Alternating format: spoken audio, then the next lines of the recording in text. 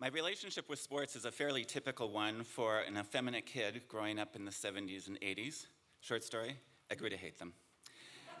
And being a painfully shy kid didn't make things easier. The first time I was called a faggot was in 5th grade. It was because of how I walk and talk, so gender policing at its finest. When I went to junior high, I almost instantly stopped eating in the cafeteria because it was just easier for me to eat alone by my locker than navigate so many people. But my locker in 7th grade was just down the hall from the gym. And the 10th grade boys, their gym class ended during my lunch period. They had to wait in this long hallway of the locker room behind the door until the bell rang. But one day, a few of them crossed the threshold. They grabbed a fire extinguisher and started spraying me with that, calling me a faggot. To me, these were the people who played sports, so why would I want to play sports with them? So I quit tennis, I stopped golfing, football was a non-starter. Later, when I came out, sports would creep back into my life. Running in my 20s, hiking in my 30s, but these were things I could do on my own. Team sports, they didn't re-enter my horizon until I moved to Portland in my 40s. The cafe I used to go to read played all the European soccer matches. And after months of sitting amongst the fans as they watched their favorite teams, I got addicted. And then the strangest feeling, I wanted to play. So I bought a soccer ball. Instinctively, I made soccer a solo sport.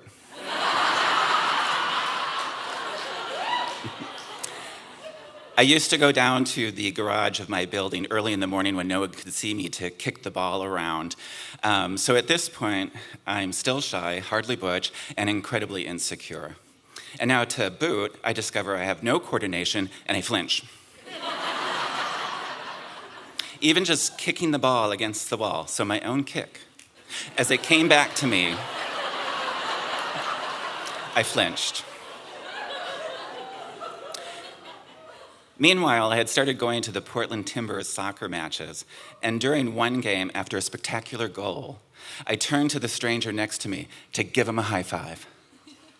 I had never initiated a high five in my life. I took that as a sign that I was ready to join a team. So I set about to find a club that would welcome me as I am, a middle-aged man, overweight, who's never played soccer and flinches when the ball comes towards him. So I decided on the Net Reppers, an inclusive soccer club, because 1, they were unlikely to call me a faggot, and 2, their website said that they welcomed everyone of all abilities. So I secretly scouted them out first, casually riding my bike past one of their practices. Men and women of all ages were playing, but they all looked too good.